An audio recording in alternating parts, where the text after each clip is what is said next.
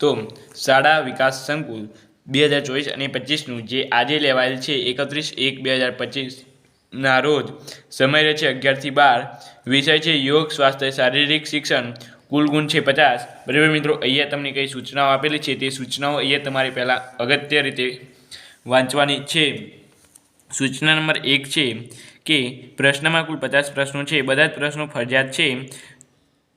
બીજામાં પહેલી સૂચના છે અષ્ટાંગ યોગના અંતર્ગત અંગોના 1 થી 3 પ્રશ્નો છે. આસનના 4 થી 12 પ્રશ્નો છે. ચેપી અને બિનચેપી રોગ, માન્ય ચિકિત્સા પદ્ધતિ અને HIV અને એડ્સ અંગે જાગૃતિના 13 થી 20 પ્રશ્નો છે. પછી એ બીજા તમને આપેલા છે મિત્રો, બરાબર, તમારે જોઈ લેવાના છે મિત્રો. અહીંયા પછી આપેલ છે કે આપને અલગથી આપેલ OMR આન્સર શીટમાં જે તે પ્રશ્નપત્ર સામે અહીંયા ABCD આપેલ છે, જેમાં સાચો ઉત્તર હોય તેનો વિકલ્પ પસંદ કરીને વર્તુળને પેનથી પૂર્ણ ઘટ કરવાનું રહેશે. બરાબર, આવું વર્તુળ હશે એમાં તમારે આવું પૂર્ણ ઘટ કરવાનું રહેશે. તેમાં મિત્રો અહીંયા આપણે યોગ શિક્ષણના તમારે અહીંયા આવા પ્રશ્નો આવી શકે કે ચિત્તની એકાગ્ર વધારવા માટે કરવા માટે આવતી સાધનને શું કહે છે? તો તમારે 4 વિકલ્પ આપેલા છે, તેમાંથી ગમે તે એક લખવાનો છે. ત્યાર પછી છે નીચેના પૈકી નિર્ગુણ ધ્યાનનો પ્રકાર કયો છે? ગમે તે એક લખવાનો છે. યોગાસનનું પરમ લક્ષ્ય શું છે? ગમે તે 4માંથી એક જે સાચું હોય તે તમારે લખવાનું છે. એ જ રીતે મિત્રો છે એ હાથ પગના વાના રોગ માટે કયું આસન ફાયદાકારક છે? એ પવનમુક્તાસન, ઉષ્ટાસન, ત્રીજું છે ગરુડાસન કે લોલાસન, છઠ્ઠું છે કઈ આસનની પ્રાથમિક સ્થિતિમાં પદ્માસન કરવાનું હોય છે?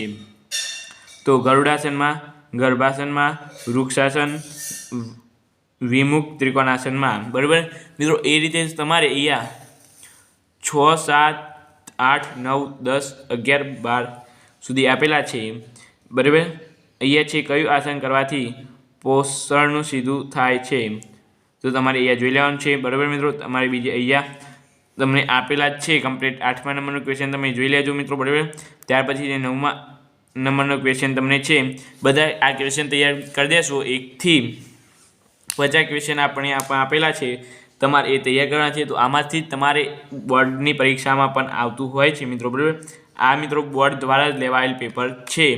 બરાબર, એટલે મિત્રો તમારે અહીંયા તમારે તૈયાર કરી દેવાનું છે. 10મું આપેલું છે, 11મું છે, 12મું પણ તમને અહીંયા આપેલું જ છે. બરાબર, ત્યાર પછી આગળ જોઈએ આપણે.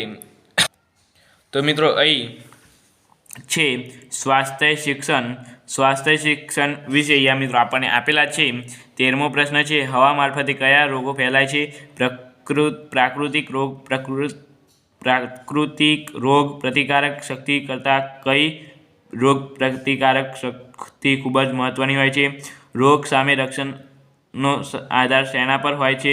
શું મૂકવાથી ઈજાથી આવેલા સોજા ઉપર ફાયદો થાય છે? કઈ ચિકિત્સા પદ્ધતિથી દર્દી આધારિત છે? કયા પ્રકારની દવાની અસરથી રક્તમાં સફેદ કોષો ઘટી જાય છે? એ જ રીતે મિત્રો અહીં તમને બીજા પણ આપેલા છે કે અહીંયા તમે જોઈ શકો છો. બરાબર,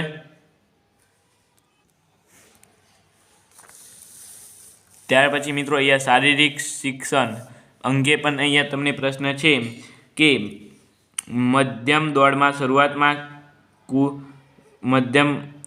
શરૂઆતના કદમાં કેવો હોય છે?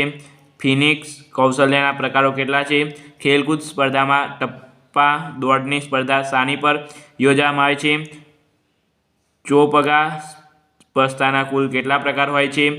4x1011 મીટર રીલો દોડમાં ટપ્પો પડવાની કઈ પદ્ધતિનો વધુ ઉપયોગ થાય છે? એ રીતે મિત્રો અહીંયા તમને આપેલા છે પ્રશ્નો. બરાબર, તમે જોઈ શકો છો. ત્યાર પછી અહીંયા તમને છે ઊંચી કૂદ. તો ઊંચી કૂદના પ્રશ્નો છે. ઊંચી કૂદમાં દોડ માર્ગની લંબાઈ ઓછામાં ઓછી કેટલી હોય છે? બીજો છે ઊંચી કૂદમાં દરેક નવી ઊંચી ખેલાડીને કૂદવામાં કેટલી તક મળે છે? ઊંચી કૂદના સ્કોર બારના ટેકાની પહોળાઈ કેટલી હોય છે? ઊંચી કૂદની કઈ પદ્ધતિમાં પગ અને 2 હાથ પર ખેલાડીઓ આંડામાં ઉતરણ કરે છે. ઊંચી કૂદમાં ઠેક કયા પગે લેવામાં આવે છે? ત્યાર પછી મિત્રો છે ચક્ર ફેંક. બરાબર, તો અહીંયા ચક્ર ફેંક વિશે તમારે યાદ છે. ચક્ર ફેંકમાં બહેનો માટે ચક્રનું વજન કેટલા કિલોગ્રામ હોય છે? ચક્ર પરની પકડમાં કેટલા પ્રકારના હોય છે? એટલે ચક્રની કેટલા પ્રકારની પકડવામાં આવે છે. ત્યાર પછી આગળ જોઈએ મિત્રો આપણે આગળ તો 33મો ક્વેશ્ચન છે. ચક્ર ફેંકમાં ચક્ર ફેંકતી વખતે પગ વડે શું લેવામાં આવે છે? ચક્રની ગતિમાં લાવવામાં ખેલાડી શું કરે છે? ચક્ર ફેંકની સ્પર્ધામાં 6 ખેલાડીઓએ ભાગ લીધો છે તો દરેકને કુલ કેટલી તક મળશે? બરાબર, ત્યાર પછી મિત્રો અહીંયા કબડ્ડી વિશે તમને આપેલું છે. તો મિત્રો કબડ્ડી વિશે તમારે અહીંયા છે કે હિન્દ વિજયજી ખાના વડોદરાએ સુધારેલ નિયમો સાથે કબડ્ડીની વ્યવસ્થિત સ્પર્ધાનું આયોજન ક્યારે કર્યું હતું? ત્યાર પછી જે કબડ્ડી શબ્દોચ્ચાર મોડો ઉચ્ચારવા બદલ ચેતવણી આપવા છતાં ખેલાડી ઇરાદાપૂર્વક ભૂલ કરે છે તો પ્રતિસ્પર્ધા કયા ગુણ આપવામાં આવે છે? બરાબર, ત્યાર પછી કબડ્ડીની રમતમાં જે તમારે હોય છે ટાઈમ આઉટ કેટલી મિનિટનો વધવો ન જોઈએ? બરાબર, તે તમારે જોવાની હોય છે મિત્રો. બરાબર, ઓફિશિયલ ટાઈમ આઉટ જે હોય છે તે કેટલો મિનિટ વધવો ન જોઈએ. ત્યાર પછી જે રમત દરમિયાન બચનાર ટુકડીનો કોઈ ખેલાડી હદ રેખાની બહાર જાય તો શું થાય છે? ત્યાર પછી જે બહેનો માટે કબડ્ડીના મેદાનના લંઘન રેખા મધ્યમ રેખાથી કેટલી દૂર હોય છે? બરાબર, ત્યાર પછી જે કબડ્ડીની રમતમાં કોઈપણ ટુકડીનો ખેલાડી કયા પીના લેવાથી રમત રમી શકતો નથી? કબડ્ડીના નીચેના કૌશલ્યોમાં એક કૌશલ્ય બચાવ પક્ષનું છે. બહેનો માટે કબડ્ડીની સ્પર્ધાઓ યોજાવાની શરૂઆત ક્યારે થઈ હતી? ત્યાર પછી અથવામાં મિત્રો તેમાં છે બાસ્કેટબોલ. તો મિત્રો તમારે અહીંયા બાસ્કેટબોલમાં છે બાસ્કેટબોલમાં રમતમાં શરૂ કરતી વખતે પ્રત્યેક ટુકડીના કેટલા ખેલાડીઓને મેદાનમાં રમવા માટે ઉતરે છે? બાસ્કેટબોલની રમતમાં ચાલુ રમત દરમિયાન થતી બાસ્કેટ કેટલા ગુણ આપવાના હોય છે? બાસ્કેટબોલની રમતમાં એક દાવનો સમય કેટલી મિનિટનો હોય છે? બાસ્કેટબોલની રમતની શોધ કયા વર્ષમાં થઈ હતી? બાસ્કેટબોલમાં એક હાથે દંડાને જમીન પર વારંવાર ટપારવાના કૌશલ્યને શું કહેવામાં આવે છે?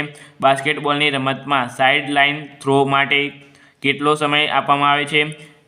ચાર્લ્સ પીટરસને ભારતમાં બાસ્કેટબોલની રમતને પ્રચલિત કરવાના પ્રયત્નો ક્યારે કર્યા હતા? બાસ્કેટબોલની રમતમાં કેટલી મિનિટ અંતે ટીમ વિજય થાય છે?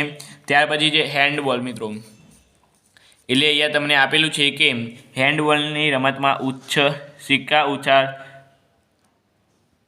ઉછાળવામાં વિજેતા ટુકડી મેદાન અથવા શેની પસંદગી કરવામાં આવે છે? બરાબર, 4 ઓપ્શન આપેલા છે, ગમે તે એક ઓપ્શન ચૂઝ કરવાનો છે. ત્યાર પછી આગળ જોઈએ કે હેન્ડબોલની રમત દરમિયાન ગોલકીપર દોડાને રોકવા શરીરના કયા ભાગનો ઉપયોગ કરી શકે છે? હેન્ડબોલની રમતમાં દરેક ટુકડીના રમનાર ખેલાડીઓની સંખ્યા કેટલી હોય છે? હેન્ડબોલની રમતમાં થ્રો ઓફ કયાથી લેવામાં આવે છે? હેન્ડબોલની રમતમાં પેનલ્ટી થ્રો ક્યાંથી લેવામાં આવે છે? હેન્ડબોલની રમત દરમિયાન શરીરના કયા ભાગને દોરડો અડી જાય તો ભૂલ ગણાય છે? હેન્ડબોલના મેદાનની પહોળાઈ કેટલા મીટરની હોય છે? બરાબર મિત્રો, અહીંયા તમને આપેલું છે અથવા એની અથવામાં વોલીબોલ આપેલું છે ને એની અથવામાં પણ તમને અહીંયા ફૂટબોલ મળી જશે. બરાબર, એટલે અહીંયા વોલીબોલના પહેલાં આપણે જોઈ લઈએ 5 ક્વેશ્ચન અને એની અથવામાં પણ ફૂટબોલ છે. તો અહીંયા 44મો ક્વેશ્ચન છે કે ઈસવીસન 1955માં યોજાયેલ પ્રથમ એશિયા વોલીબોલ ચેમ્પિયનની સ્પર્ધામાં કયો દેશ વિજય બન્યો હતો? ત્યાર પછી જે વોલીબોલની રમતમાં ખેલાડીઓના ગણેશનો રંગ કેવો હોય છે?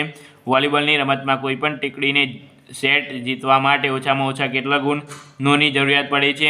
ત્યાર પછી જે વોલીબોલના દડાનો ઘેરાવ કેટલા સેન્ટીમીટરનો હોય છે? ત્યાર પછી છે નીચેના કૌશલ્યમાંથી કયું કૌશલ્ય નેટ ઉપરથી અજમાવવામાં આવે છે? વોલીબોલના સર્વિસ એરિયાની પહોળાઈ કેટલા મીટરની હોય છે?